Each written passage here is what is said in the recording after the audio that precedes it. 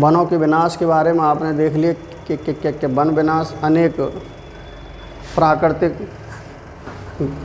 कारण, आंधी, तूफान, बाढ़, अकाल, के जंगल की आग, ये के वन विनाश के प्राकृतिक कारण होते हैं। तो वन विनाश का सबसे महत्वपूर्ण कारण है मानवीय गतिविधियां, अर्थात मानव के तकनीकी और जनसंख्या में के बढ़ोतरी के साथ साथ मानव ने के वनों का अपनी आवश्यकताओं की पूर्ति के लिए के वनों का विनाश किया। यानी कि कहने का अर्थ जनसंख्या में बढ़ोतरी हुई तो निश्चित है रहने के लिए घरों की आवश्यकता हुई कि वनों का विनाश हुआ। नई नई फैक्ट्रियाँ, इंडस्ट्रीज लगाई गई तो वनों का विकास हुआ। शहर विकसित हुए तो फिर उनको के शहरों को, गांव से शहर को, एक शहर को दूसरे शहर से जोड़ने के लिए सड़कें बनाई गई। तो फिर क्या वो तो पेड़ों की कटाई होनी है। कुल मिलाकर के वन विनाश का सबसे महत्वपूर्ण कारण मानव है। मानव ने अपनी आवश्यकताओं की पूर्ति के लिए वो चाहे कृषि भूमि, भवन निर्माण, उद्योग धंधे, शिकार, ईंधन इत्यादि की प्राप्ति के लिए कि वनों की अनाधुंध कटाई की, बढ़ती आबादी और तकनीकी विकास के लिए वन भूमि आज लगातार सिकुड़ती जा रही है।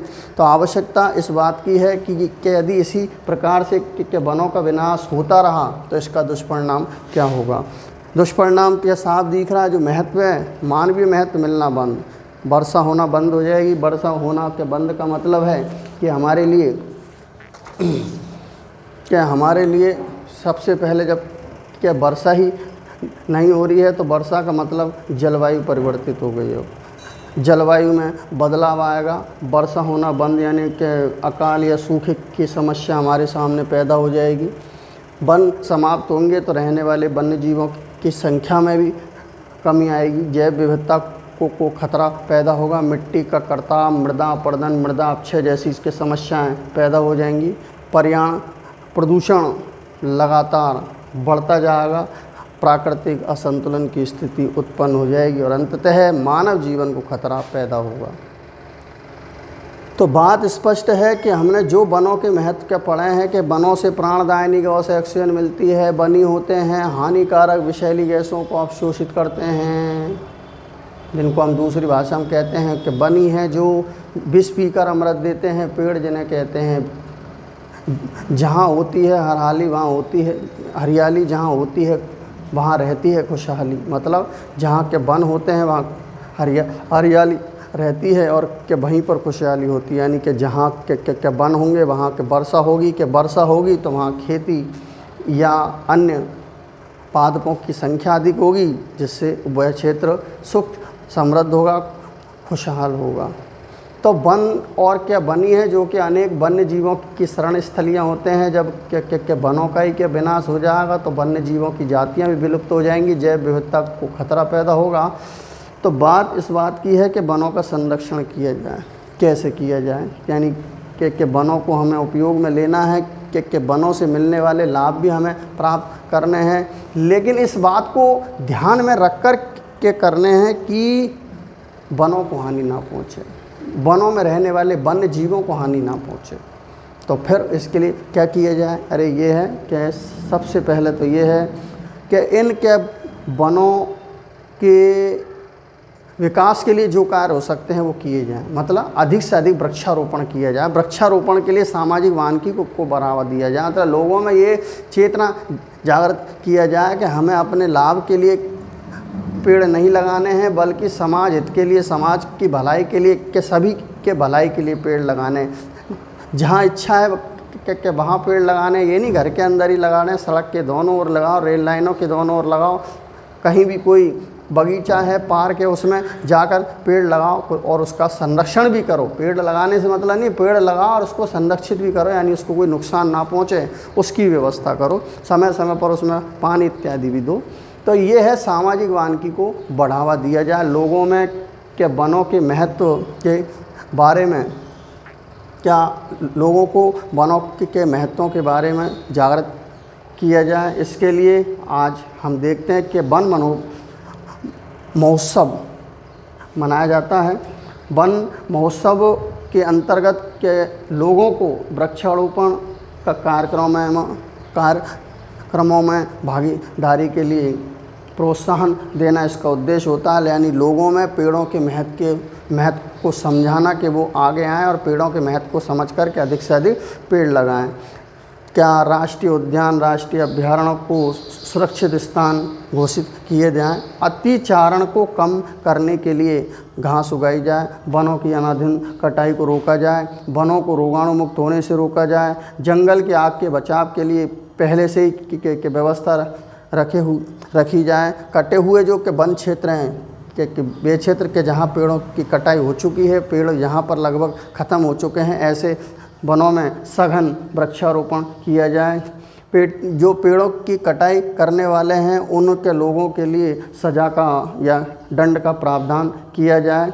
कानून, नियम और प्रतिबंधों के द्वारा वन्य के जीवों के शिकार पर रोक लगाई जाए और इन वन्य जीवों की संख्या को बढ़ोतरी किया जाए, जिससे कि वन संरक्षित हो सकें, क्योंकि वन आज के संरक्षित हैं इन वन्य जीवों के कारण। क्या आज हम क्या जंगल में नहीं जाते हैं जहाँ के क्या बहुत सारे पेड़ पौधे लगे हों, उसको क्षेत्र को कहते हैं कि जंगल में नहीं जाते हैं। क्यों नहीं जाते हैं? कि शेर खा जाएगा, कि जंगली सूअर खा जाएगा। कहने का मतलब वन के जीवों के शिकार पर रोक लगा दी जाए, उनके शिकार पर रोक लगाई जाए, तो इससे कि वन के जीव ही नहीं, वन भी संरक्षित होंगे। कहने का अर्थ बात स्पष्ट हो गई। लोगों में कि वनों के महत्व के बारे में जागरूकता लाई जाए, कि लोगों को वनों के महत्व को समझाया जाए कि वन है तो जीवन है, वन है तो पर्यावरण है, और पर्यावरण है या प्रकृति है और ये संतुलित है तो हम के जीवित हैं। तो आपने देखा वनों के संरक्षण के उपाय क्या क्या हो सकते हैं। सघन वृक्षारोपण करो। अब के सघन के वृक्षारोपण के लिए आप चाहे ये कहो कि सामाजिक वानिकी को प्रोत्साहन दे रहे हैं हम। सामाजिक वानिकी का अर्थ भी सुन लो। समाज सेवा के उद्देश्य से किया गया वनीकरण कार्य, पेड़ लगाने का कार्य सामाजिक वानिकी कहलाता है। सामाजिक वानिकी को प्रोत्साहन दिया जाए। वन महोत्सव के अंतर्गत लोगों के सहयोग से अधिक से अधिक वृक्षारोपण किया जाए। राष्ट्रीय उद्यान, राष्ट्रीय अभयारण्य इत्यादि को सुरक्षित स्थान घोषित किया जाए। अतिचारण को कम करने के लिए घास उगाई जाए। वनों को रोगाणु मुक्त किया जाए। जंगल में लगने वाली आग को रोकने के लिए क्या पहले से ही कुछ ना कुछ बचाव किए जाएं। लकड़ी की प्राप्ति के लिए पेड़ों की कटाई, हरे पेड़ों की कटाई कम से कम करें, और उसके स्थान पर कोई नया ईंधन का विकल्प हम सोचें। पेड़ पौधों की कटाई करने वालों के लिए सज़ा, जुर्माना या दंड का प्रावधान किया जाए। वन के जीवों की संख्या को बढ़ाया जाए। वन्य जीवों का शिकार करने वाले जो शिकारी हैं, लोग हैं, उनके लिए दंड, जुर्माने का प्रावधान किया जाए और बहुउद्देशीय योजनाएं बनाई जाएं, जिससे अधिक से अधिक वनों का संरक्षण करना संभव हो। तो अगली बात अब आती है हमारे लिए कि इस पाठ के अंतर्गत हमने के वनों के बारे में भी देख लिया, तो उसी से संबंधित अब के वन्य जीव भी आ जाते हैं। तो उससे पहले हमारे लिए के शब्द आया होने को हमने बीच में ही बता दिया कि सामाजिक वानिकी क्या है। सामाजिक वानिकी क्या है, इसमें क्या काम किया जाता है। सामाजिक वानिकी, इसका उद्देश्य होता है समाज सेवा के उद्देश्य से किए जाने वाला वृक्षारोपण। सामाजिक वानिकी किसे कहते हैं? समाज सेवा के उद्देश्य से किया गया वनीकरण कार्य, वृक्षारोपण कार्य सामाजिक वानिकी कहलाता है।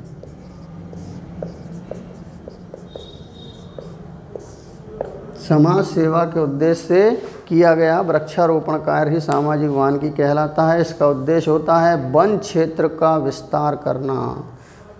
क्या काम है? वन क्षेत्र का विस्तार करना, जिससे मानव को चारा, जलाऊ लकड़ी या अन्य उत्पादों की प्राप्ति हो सके। सामाजिक वानिकी के मुख्यतः 3 घटक होते हैं। पहला होता है कृषि वानिकी, दूसरा होता है ग्रामीण व सार्वजनिक भूमि में वृक्षारोपण, तीसरा होता है वन विभाग के द्वारा नहरों, सड़कों, अस्पताल इत्यादि के सार्वजनिक स्थानों पर वृक्षारोपण करना। सामाजिक वानिकी में कौन कौन से आ जाते हैं?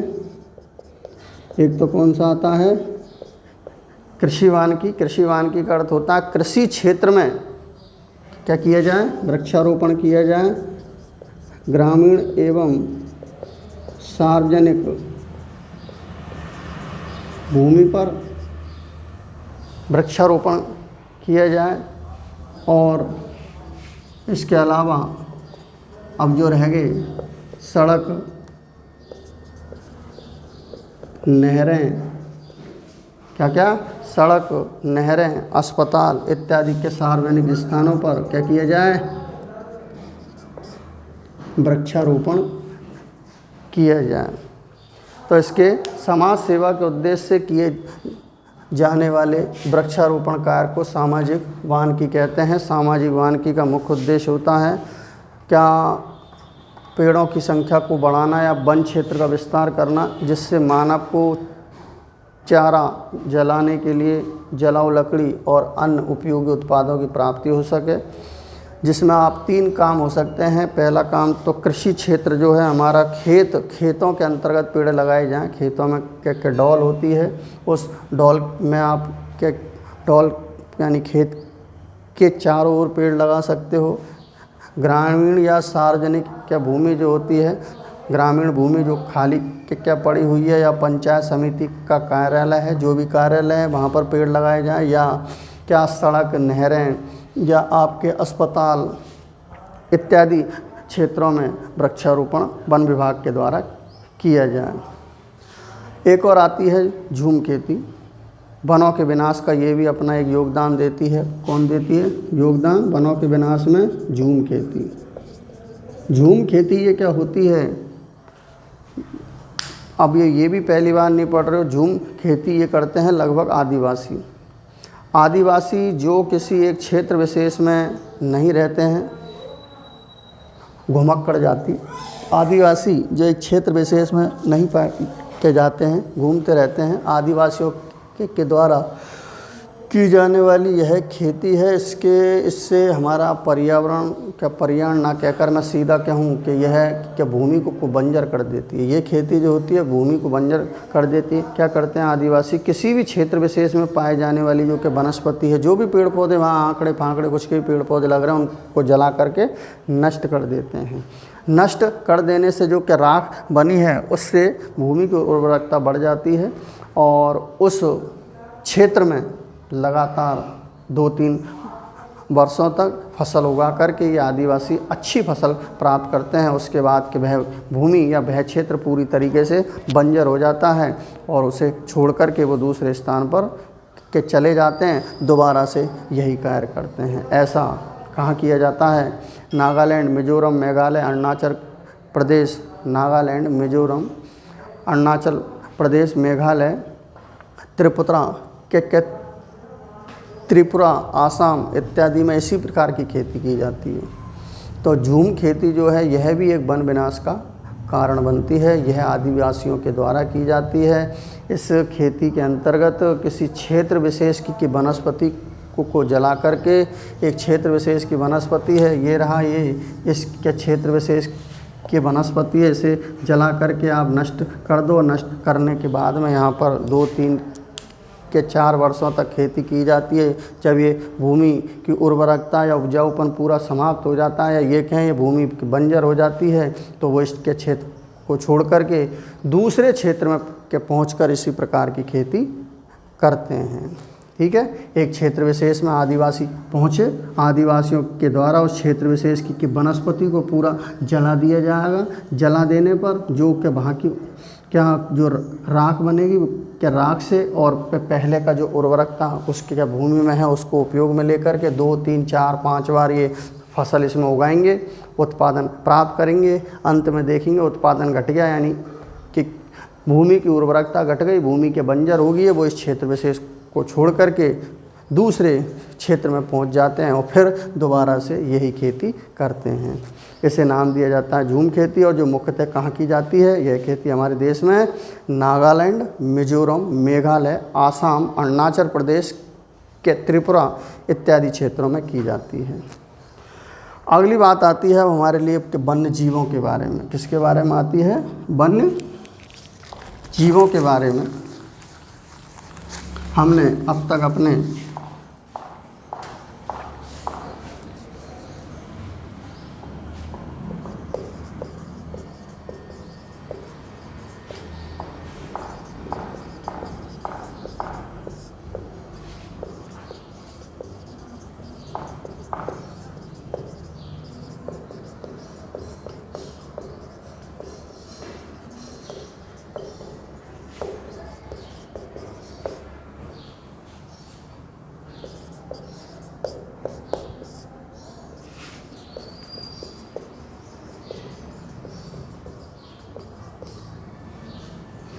वन्य जीव, वनों में रहने वाले जीवों को कहते हैं कि वन्य जीव। मालूम है कि वनों में कि वन्य जीव का मतलब हिरण और शेर से नहीं है। अरे वन्य जीव का मतलब छोटे से कीट से लेकर के बड़ा हाथी जो क्या के वनों में क्या मौजूद है। वनों में रहने वाले के सभी के जीव जंतुओं को वन्य जीव कहते हैं। यह जीव जंतु जो कि वनों में रहते हैं, स्वतंत्र रूप से रहते हैं, जो कि एक प्राकृतिक आवास है, हमने नहीं बनाया, कि स्वतः प्रकृति में मौजूद है। वे जीव जंतु जो स्वतंत्र रूप से प्राकृतिक आवास में रहते हैं वन्य जीव कहलाते हैं। या सीधा कहें कि वनों में रहने वाले क्या जीव के जंतुओं को वन्य जीव कहते हैं।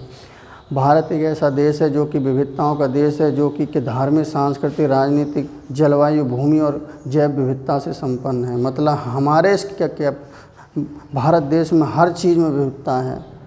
धार्मिक, सांस्कृतिक, राजनीतिक विविधता तो है, ये जलवायु विविधता है, भूमि में भी विविधता है, तो जैव विविधता भी है।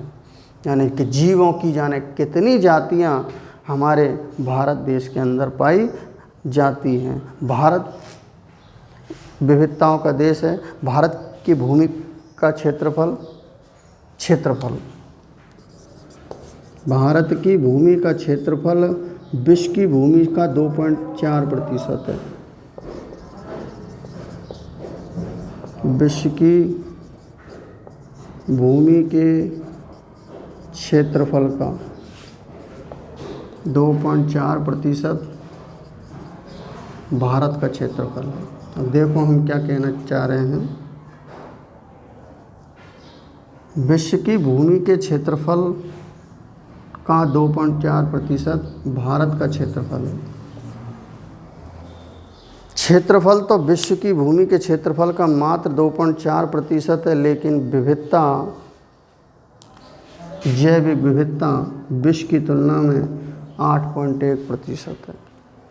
भारत के अंदर अनेक जीवों की जातियाँ निवास करती है। भारत में स्तनधारियों की बात करें तो लगभग 500, पक्षियों की लगभग 1200, सांपों की लगभग 220, छिपकलियों की लगभग 150, कछुए की लगभग 30, मगरमच्छ और घड़ियाल की लगभग 30,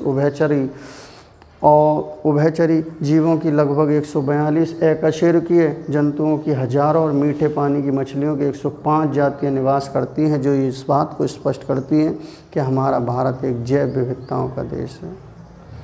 तो देख लिया हमारे कि हमने जो बताया कि जलवायु विविधता है, भूमि की विविधता है, धार्मिक, सांस्कृतिक, राजनीतिक विविधता तो है ही, अरे साथ ही साथ जैविक विविधता भी है।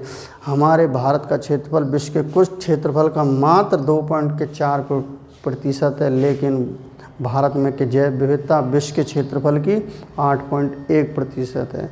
भारत में चाहे वो स्तनधारी हो,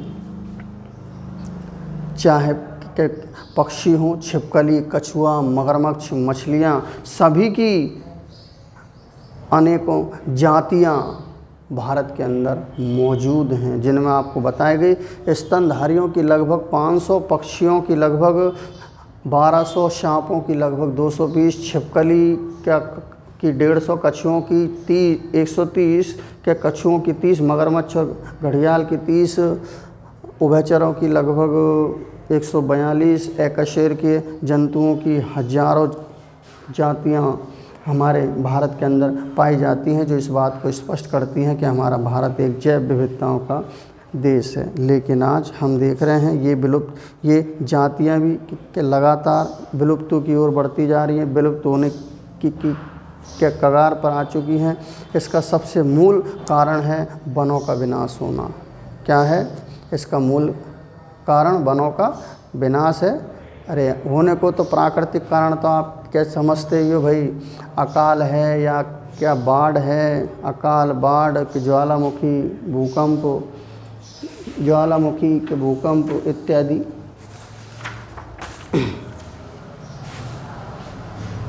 वन के जीवों का शिकार, उनके वनों का नष्ट होना, मानव और के वन के जीवों में आपस में संघर्ष होना, पर्यावरण के प्रदूषण, ये सब के वन के जीवों के विनाश के कारण बनते हैं।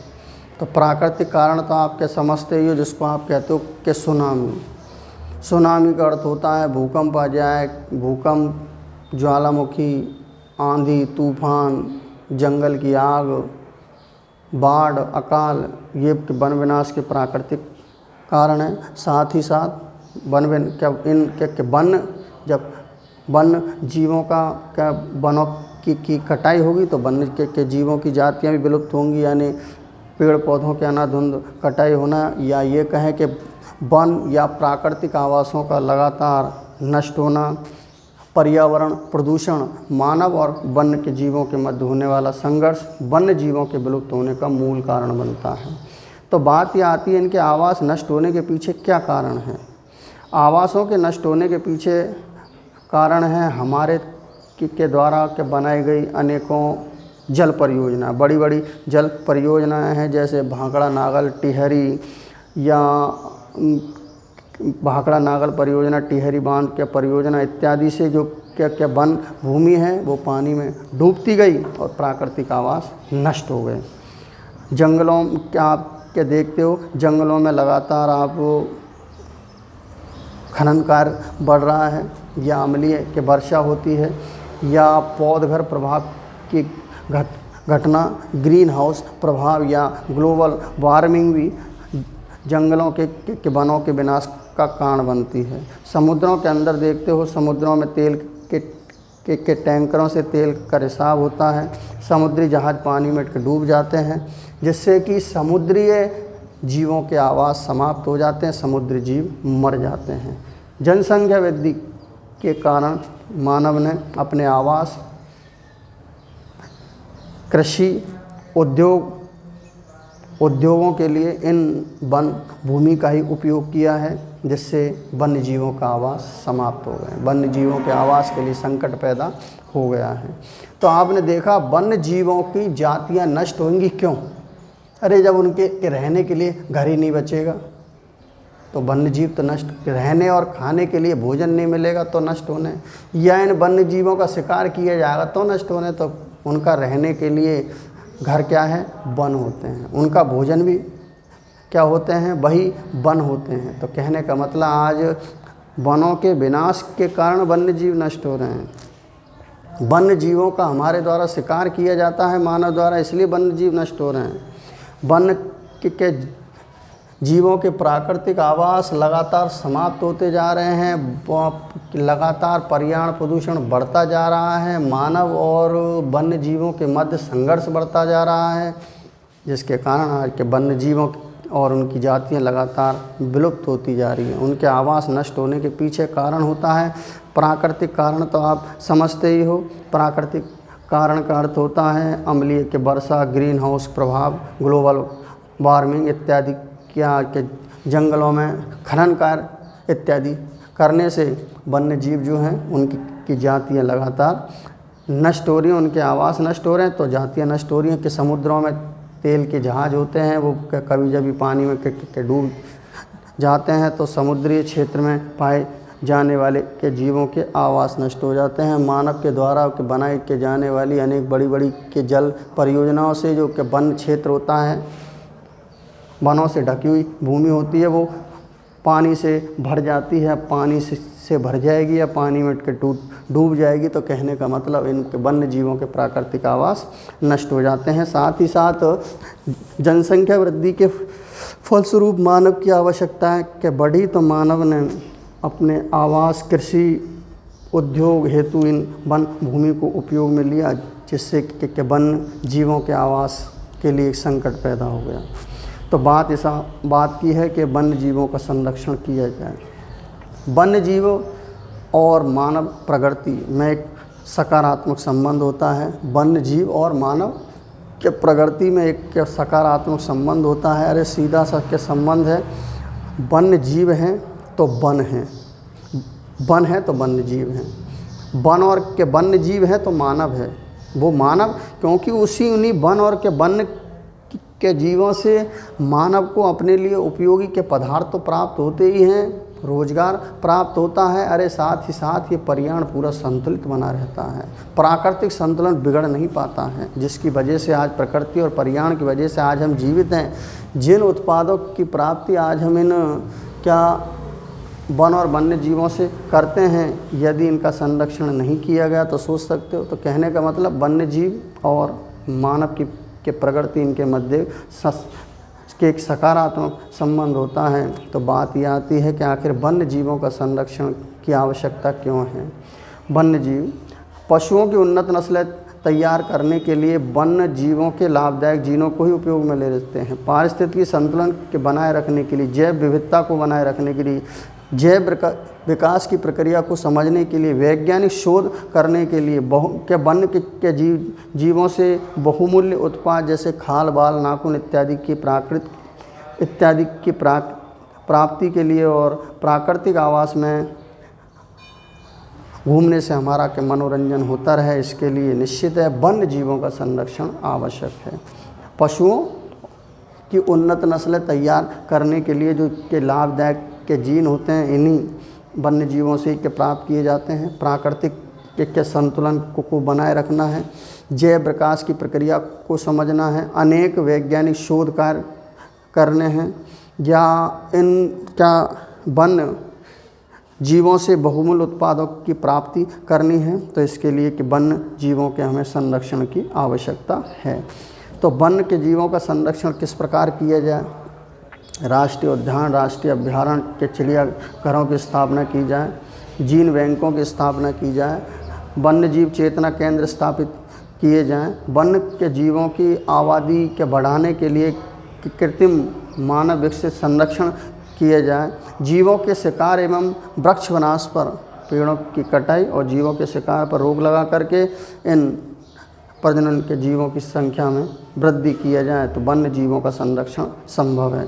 क्योंकि IUCN के द्वारा, अंतर्राष्ट्रीय संगठनों के द्वारा वन्य जीवों को 5 के भागों के अंतर्गत वर्गीकृत किया गया है। यानी वन्य जीवों का वर्गीकरण 5 भागों में किया गया है। सबसे पहले तो उन के जीवों का जो कि विलुप्त हो चुके हैं, पहले हुआ करते थे लेकिन अब समाप्त हो गए हैं, जैसे डायनासोर, राइनिया, वे जीवों की जातियाँ जो संसार से विलुप्त हो चुकी हैं, विलुप्त जातियाँ कहलाती हैं। एक आती हैं संकटग्रस्त जातियाँ, वे जातियाँ आती हैं जिनके संकटग्रस्त का मतलब वे जातियाँ जो अभी मौजूद तो हैं लेकिन उनके जीवन के लिए संकट है। यदि उनके संरक्षण का अभी उपाय नहीं किया गया तो वे भी भविष्य में समाप्त हो जाएंगी, यानी कि विलुप्त जातियाँ बन जाएंगी, जिनके अंतर्गत बब्बर शेर, गोडावन, गेंडा, बघेरा। तो एक आती है सभ्य प्रजातियाँ, वे जातियाँ जो शीघ्र ही संकटग्रस्त होने वाली हैं, सभ्य प्रजातियाँ कहलाती हैं। दुर्लभ जातियाँ वे जातियाँ होती हैं जिनकी संख्या पूरे विश्व में ही कम है। यदि भविष्य में इनका हम संरक्षण नहीं करते हैं तो ये भी संकटग्रस्त हो सकती हैं, दुर्लभ प्रजातियाँ कहलाती हैं। तो एक आती हैं अपर्याप्त ज्ञात प्रजातियाँ, वे जातियाँ जो पृथ्वी पर हैं लेकिन इनके वितरण के बारे में हमें कोई जानकारी नहीं है, उन्हें अपर्याप्त ज्ञात प्रजातियां कहते हैं। IUCN का पूरा नाम आपको पहले भी आता है, international union for conservation of nature. IUCN के द्वारा विलुप्ति की कगार पर, विलुप्ति की सीमा पर पाए जाने वाली जातियों को एक पुस्तक में संकलित किया गया है, पुस्तक में लिखा गया, इकट्ठा किया गया है। उसे ही रेड डाटा बुक के नाम से जाना जाता है। किस नाम से जानते हैं? रेड डाटा बुक के नाम से जानते हैं। फिर आता है कि वन्य जीव सप्ताह के बारे में, कि वन्य जीवों के संरक्षण के लिए लोगों का समर्थन प्राप्त करने के लिए और वन के जीवों को संरक्षण प्रदान करने के लिए लोगों को में एक वन के जीवों के प्रति चेतना, उत्साह, जागरूकता, लगाव के पैदा किया जाए। इसके लिए वन्य जीव सप्ताह मनाया जाता है। कौन से महीने में? अक्टूबर के महीने में 1 से 7 अक्टूबर के 7 दिन का समय वन्य जीव सप्ताह के रूप में मनाया जाता है। किसके रूप में मनाते हैं हम? वन्य जीव सप्ताह के रूप में। उद्देश्य क्या होता है? वन्य जीवों के संरक्षण के लिए लोगों का समर्थन लेना, वन्य जीवों के प्रति झुकाव, वन्य जीवों के प्रति लोगों में रुचि विकसित करना, जिससे और वन्य के जीवों के विभिन्न पक्षों को के वन्य के जीव देखो हमारे लिए किस किस के प्रकार से लाभकारी हैं। उन वन्य जीवों के सभी पक्षों को उजागर करने के लिए, वन्य जीवों के प्रति लोगों का ध्यान आकृष्ट करने के लिए, वन्य जीवों के संरक्षण के लिए 1 से 7 अक्टूबर के मध्य का समय वन्य जीव सप्ताह के रूप में मनाया जाता है।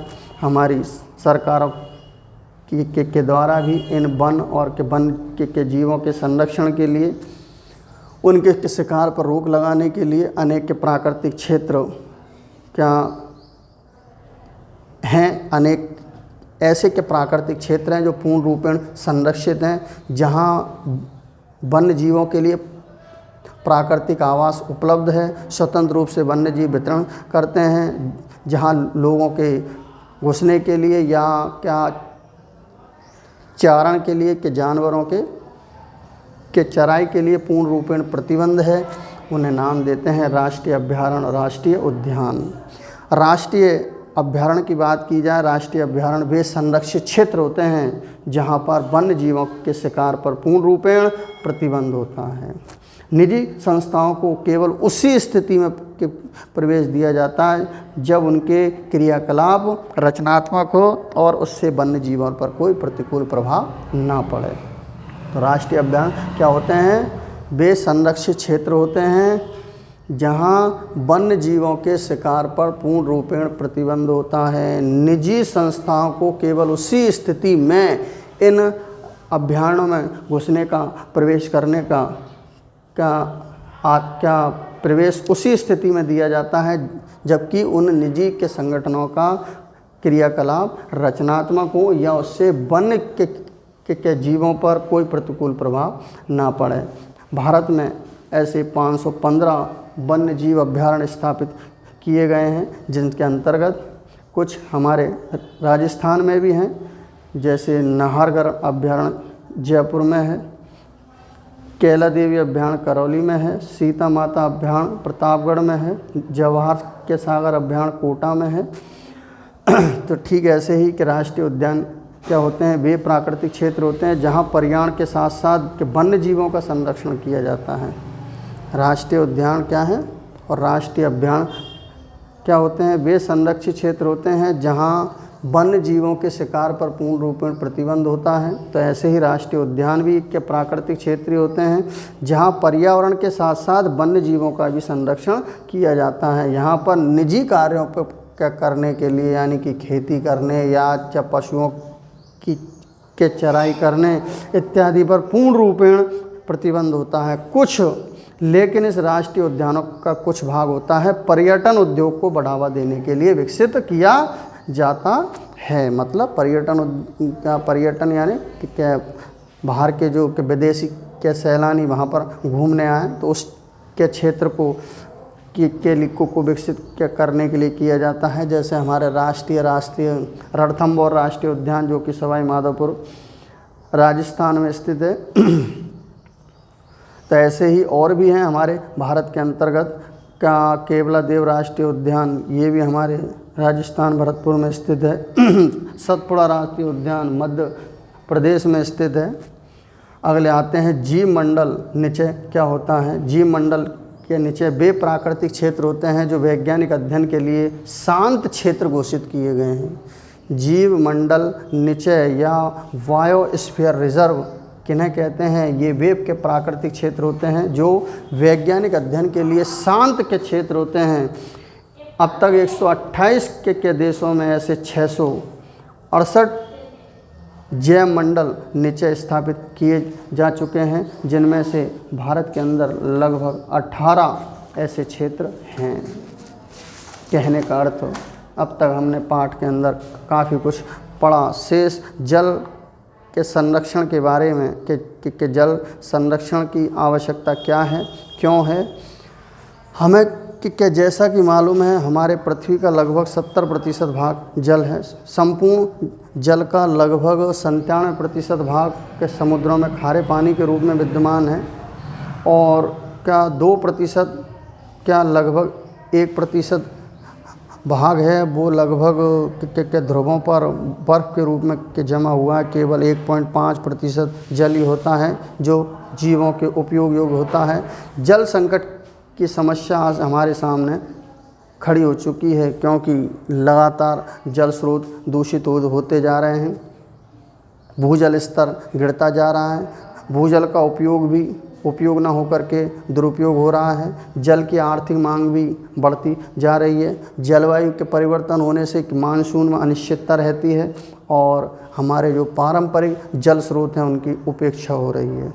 तो आवश्यकता इस बात की है कि जलीय जीवों की उपापचय क्रियाओं के लिए, जलीय जीव से मतलब नहीं है स्थलीय जीव हैं, उनकी भी उपापचय क्रियाओं के लिए जल एक महत्वपूर्ण यौगिक है। क्यों पहले कह चुके हैं जल जीवन होता है, जीवों में होने वाली समस्त उपापचय क्रियाओं के लिए सबसे महत्वपूर्ण यौगिक होता है जल।